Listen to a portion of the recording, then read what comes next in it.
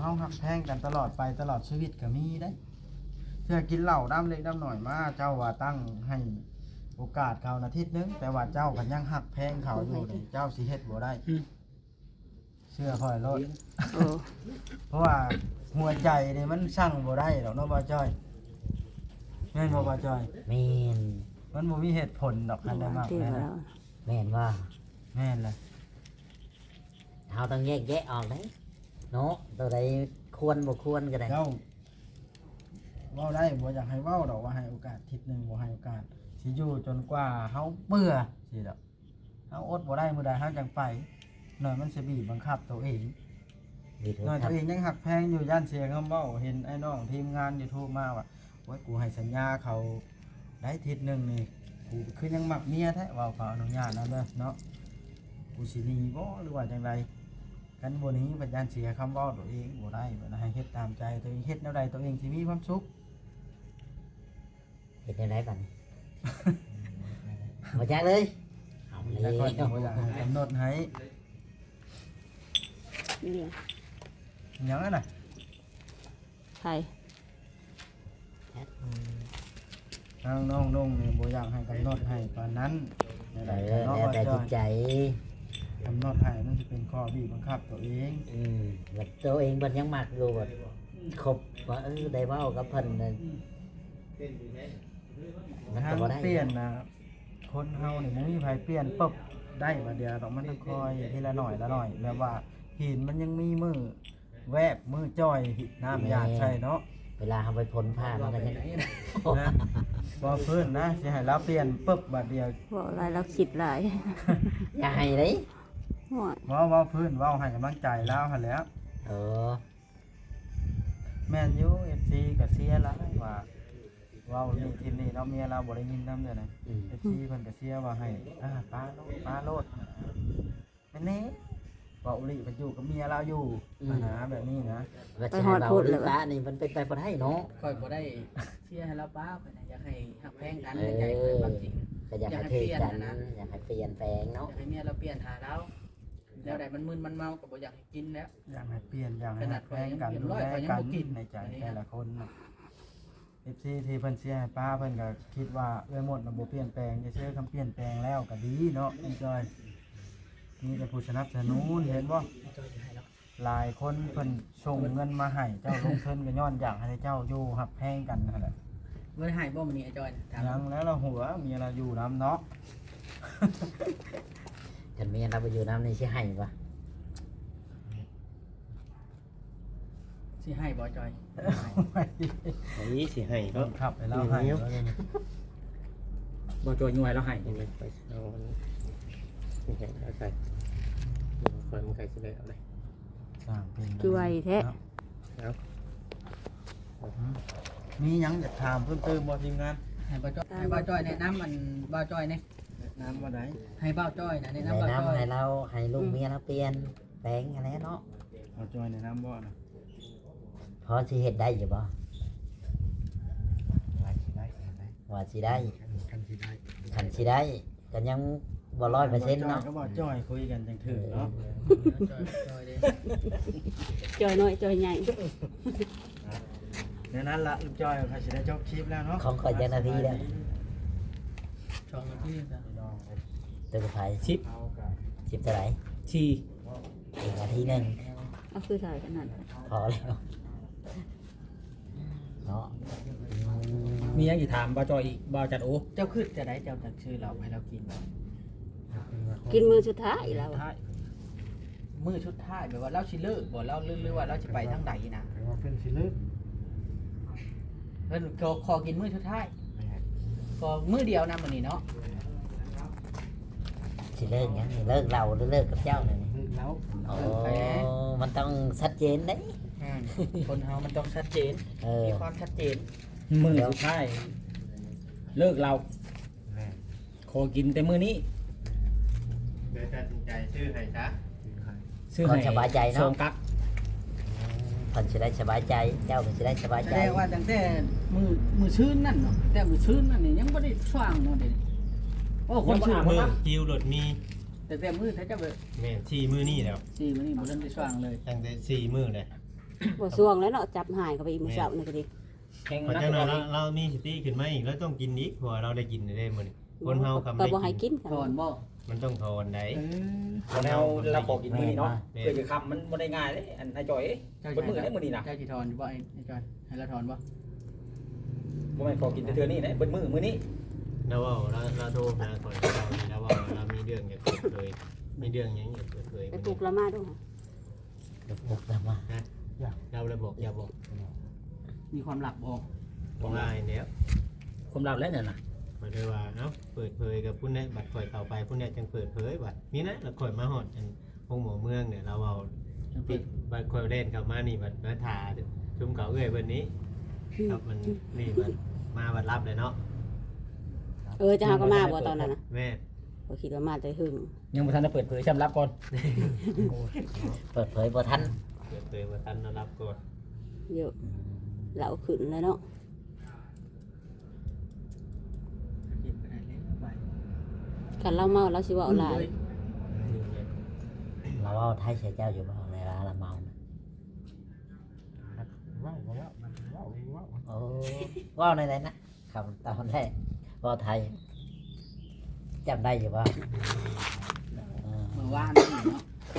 เมื่อวานนี่ข่อยก็อึ้งบ่นึงบ่นว่าเอ้ยหมดนี่เราให้อภัยเจ้าเอ้ยหมดให้อภัยเจ้าแบบใดเล่า เนาะ เจ้าไปเฮ็ดหยังล่ะให้เราให้แต่ว่าให้อภัย น่าจะ เจ้าต้องมีความผิดได้อย่าง จะมีคอมพิวบ่ เตือนเราเลิกเนี่ยเมื่อวาน ไปให้อภัยกันเนาะ ก็ปกติเราได้เมื่อวานอย่างอื่นอย่างในมุมเราได้เราเดินไปจากพังค่อยเมื่อวานนี่มาบอกอย่างเราก็เดินไปจากพังแล้วปุ๊บ เราให้จะบอก คำว่าเฮาเว้าเนี่ยเราสิบ่ค่อยอยากฟังได้บัดนี้เพราะว่าเฮาฮู้ได้เว้าง่ายๆซะทำพวกผู้ชายนี่นะเพราะว่าเฮาฮู้เรื่องของเราอยู่แล้วตั้งแต่อยู่โรงพยาบาลอยู่แล้วเนาะอันนั้นถ้าว่าคือชุมเขาชาวนวลชาวมุกนี่เขายังบ่จักหยังในเรื่องของเรานี่ในเรื่องที่เงินคำนี่บางเทื่อนี่พระเจ้าจะไปตามเราขนาดเขาบ่จักเรื่องจากเรานำปานใดเราก็คิดว่าเราถึกจะรอดบัดนี้เขานำเลย แม่นบ่ไอ้จอย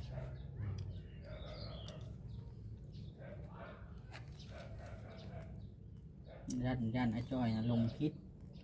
บนว่าย่านว่า เห็นว่าเมียให้อภัยแล้วตัวเองเป็นคนพิษแล้วนี่เมียจะให้อภัย ย่านละหลง เจ้าก็จะไปชื่อลายบ่ได้ได้เนาะ แต่ไม่ได้เนี่ย บ่บางใดมีโตมีหยังก็ย่างเวทอยู่แล้วเลย เพราะว่าโดยที่ว่าทางไอ้จอยนี่เราบ่ได้ผิดหยังเนาะ เจ้าบ่ได้ เราบ่ฮู้ในเปลี่ยนเราว่ะเราเว้าเมื่อวานนี่ก็ดีเพราะว่าบ่ได้ผิดหยัง พูดให้เปลี่ยนบ่คือจะมาแล้วมาปุ๊บปั๊บก็ใส่เจ้าปุ๊บปั๊บแล้วเจ้าบ่ได้รู้จักหยังก็เฮาว่าเฮาผิดตัวนั้นตัวนี้เฮาก็ยังอธิบายให้ได้เนาะอันนี้ให้อธิบายมันก็บ่จักคำอธิบายให้เนาะคือว่าเห็นดีทุกอย่างตอนสุดท้ายนะเจ้าของเป็นคนผิดนี่มันบ่ถูกเด้อืม แม่นบ่ว่าจอย จอยได้นี่ จอยชาแนล แม่นหาแล้วคันเฮาบ่ผิดก็บ่เป็นหยังเนาะเว้ากันคุยกันตัวใดถูกตัวใดผิดอันนี้เจ้าบ่ได้ผิดหยังขายของบ่หมดสิมาให้กันห่วย อันนี้มันอยู่ที่คนซื้อเด้บ่ได้อยู่ที่คนไปขาย จอยให้บ่จอยอยู่นี่ มาจอยชาแนลนี่บ่ บ่จอยให้บ่จอย ให้เรื่องนี้ ข่อยบ่ได้ให้เจ้าได้ข่อยแค่เว้าซื่อ ขายเครื่องบ่เบิด เพราะแล้วก็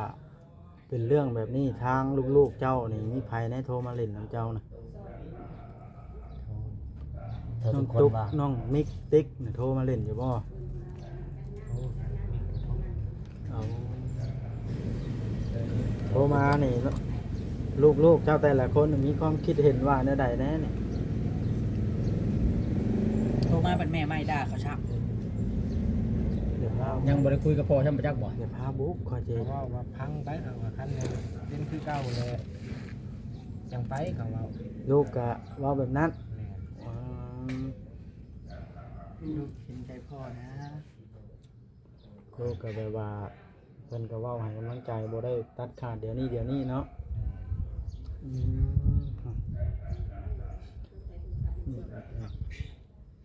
ย้อนแบบนี้น่ะตอนนั้นน่ะสาเหตุที่ลูกเจ้าบ่อยากให้อยู่เฮือนนะย้อนเพิ่นบ่ถือกันกับแม่ไม่นี่แหละค่อยว่านะเหตุผลหนึ่งก็ได้เนาะว่าจอยซะแนว แม่น พ่อนะเขาอยากให้อยู่ยามใดก็ได้พังเขาเอานะ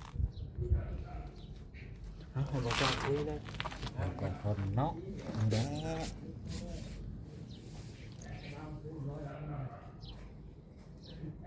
อยากสร้างครอบครัวใหม่ครอบครัวบ่ถึงกันลูกก็บ่ถึงกับแม่เลี้ยงแล้วก็มันได้บ่ฮู้จักหยังแหละแม่เลี้ยงมันบ่ถึงกับลูกมันอยากให้คนสุขพอนี่สิตัดสินใจว่าบ่ให้พอเอาบัดพอก็มักอยู่เฮ็ดจังได๋ครับมันอยู่ที่พอได้บัดเนาะตัดสินใจเอา แม่แล้วสบายแม่ เมื่อใดเจ้ากับพิจารณาเอาคนกับลูกพี่กับเมียว่าเฮาสิว่าให้เลือกเอามันก็บ่ได้เนาะคนยังหมักกันอยู่เฮ็ดได้ฉัน เลือกบ่ได้แล้ว เลือกบ่ได้เด้ ถ้าเป็นคนกลางเขาต้อง เจ้าเป็นคนกลางเจ้าก็เลือกเอาหมดช่องนั่นแหละอันนี้มันอยู่ที่ว่าเจ้าคุยกันนั่นน่ะ แม่บ่ใจแม่บ่ใจ คนบ่คอยปากปานใด น่าสงสารเนาะ เป็นเรื่องกระตาสงสาร FC สงสารให้จอยหลายได้ป่ะจอย ใจตนเราอยู่ที่ว่าจะค้าขายกันเงินทุนกับบ่มีก็สู้ต่อไปนั่นแหละคอยหาไปได้ชำไรก็เอาสำนั้นต้องเอาหาได้เนาะหามุกเราไปค้าขายเอาซุ่มไก่ซุ่มกานี่จะเกิดอะไร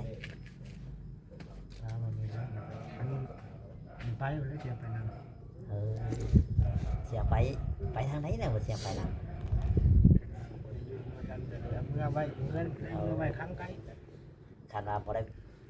ได้ไปอีกอ่ะป้านนี้ อันนี้ มันสิบ่ได้ออกทีมชื่อบ่ซะ อยู่น้ำกันเมื่อไว้ค้างไกลอยู่เงินคือไก่มาเลี้ยง หาเงินซื้อไก่ซื้อกามาเลี้ยงเนาะพอได้แบบหาอาชีพเจ้าของกันได้อยู่นำกันก็มีโอกาสก็หาเงินซื้อเอาเนาะไก่กาก็ได้ที่เป็นหยังเราบ่ได้ว่าดอกว่าสิบ่ให้อยู่นำกันหาอยู่นำกันนี่แบบนั่นแหละแล้วแต่ว่าคนเฮามักกันหักกันมันก็ว่าบ่ได้เนาะตัวกับไผ แม่น สิให้เจ้าตัดสินใจปุ๊บปั๊บมันก็ได้มันก็ห่วยใจมันยังหักอยู่เห็นไหม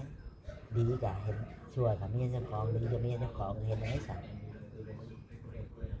ไม่ละวะเขาเอา แม่นแล้วว่าจอยแม่น ให้อภัยกันแล้วก็คุยกันปรึกษากันว่าสิเปลี่ยนสิแปลงก็เปลี่ยนแนวใดพอเปลี่ยนได้ก็เปลี่ยนบ่ได้บอกแล้วว่ามื้อนี้รถเปลี่ยนนะมันเป็นไปบ่ได้คนเรามันต้องให้โอกาสกัน บางเทื่อบางทีก็เปลี่ยนได้อยู่มานี่แต่ว่าเทิงไปก็เป็นอีก บ่แล้วค่อยเปลี่ยนทีละหน่อยอะนะ เปลี่ยนปุ๊บเดี๋ยวนี้นะมันเปลี่ยนได้ แต่ว่าเปลี่ยนได้ชั่วคราวเด้ บ่แล้วมันต้องค่อยเปลี่ยนไปแล้วก็เปลี่ยนไปเลยก็เปลี่ยนไปเลยเด้บ่แม่นสิเปลี่ยนอะไรยังคือเก่าเลยมันก็ซ้ำบ่ได้เปลี่ยนแล้วแม่นบ่คันอยากให้เปลี่ยนก็เด็ดขาดเอาบ่จำ คงอาจารย์น่าไว้นะ อย่างแล้วเลย เจ้าก็มักคนเด็ดขาดแล้วเนาะคันบ่เด็ดขาดนี่มันแบบคาจิตคาใจ ผมไปอยู่นะผมมาจอยว่า ถ้าภาพมาจอยกับภาพหนึง พอแล้ว เอ้าเจ้าบ่ได้ถ่ายภาพแล้วจังให้คอยส่งให้เนาะ เดี๋ยวมันสิเต็ม สร้างเป็นว่าจอยชาแนลเนาะ พอจอย ให้ตู้บิยบอสมาถามไหม ถามเสีย ถามไปถามแล้วนี่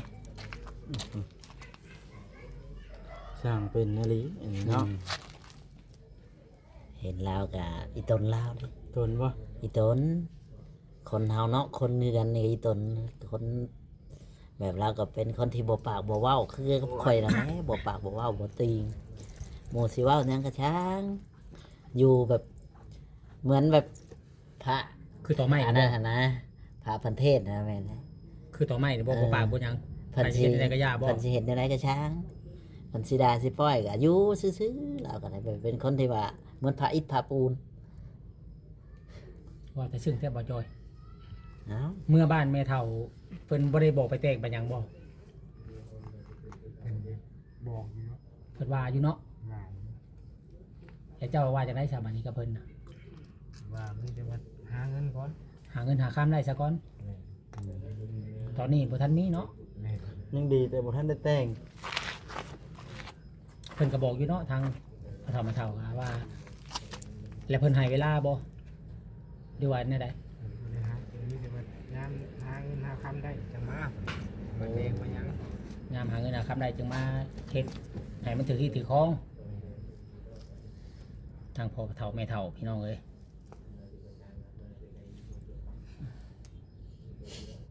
โอ้ยบ่จอยเฮ็ดจังเลยเอาหินแห่เขาหูแนวนี้ก็เฮ็ดบ่จอย ถามได้ไหมว่าเจ็ดชื่อเวลามึงถามแล้วนี่อีตอนลาอยู่บ่ต้องกับไผ อีตนอยู่ จะเห็นอะไรเนาะ แม่น เราก็เป็นคนแบบว่าซื่อ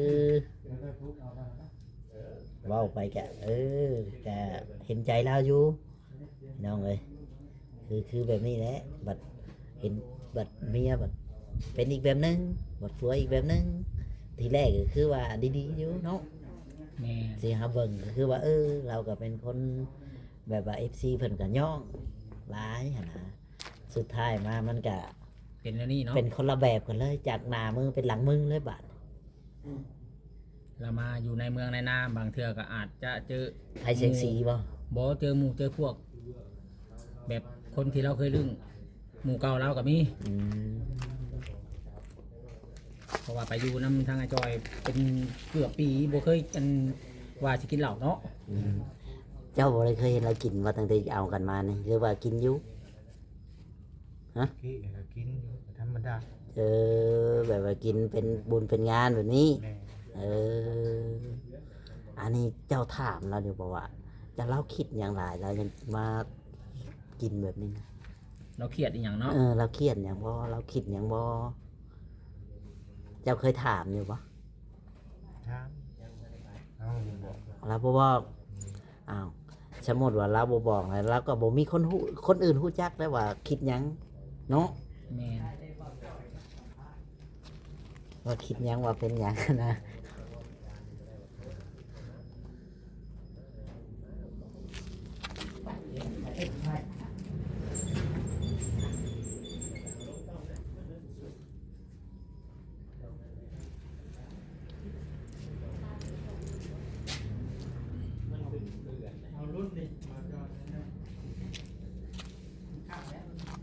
เนาะนี่แหละพี่น้องเลยทางเขาจอยเพันกะบ่ฮู้ว่าเมียคิดหยังว่าเครียดหยังสิกินเหล้ากินอันนั้นกินคันว่าเครียดว่าอันนั้นกะบ่กินทุกวันกะบ่เป็นหยังเนาะอันนี้เราก็กินเลี้ยนติดกันมานะถ้าว่ากินเป็นเวลามันก็อีกแบบนึงเนาะถูกไหม แม่น อันนี้บัดกินแบบ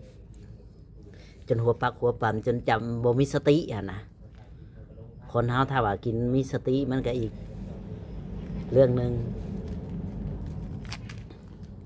นี่เหตุยังบ่มีสติกับบ่จักนะสิเว่ากันเด้เจ้าก็เคยอยู่บ่แบบนี้เคยกินอยู่บ่บ่ของพวกนี้บ่เอาเข้าปากเลย ดีแล้วดีแล้วมันสิได้แบบคนหนึ่งอะนะกะบอกสอนกันเอาหั่นแหล้ว ตัวใดเราเปลี่ยนได้ก็ให้เราเปลี่ยน ตัวใดรับ ตื่นแล้วบาดนี้เดียวยังบ่ตื่นแล้วบ่สบายดีโอ้ยเรายังเมาอยู่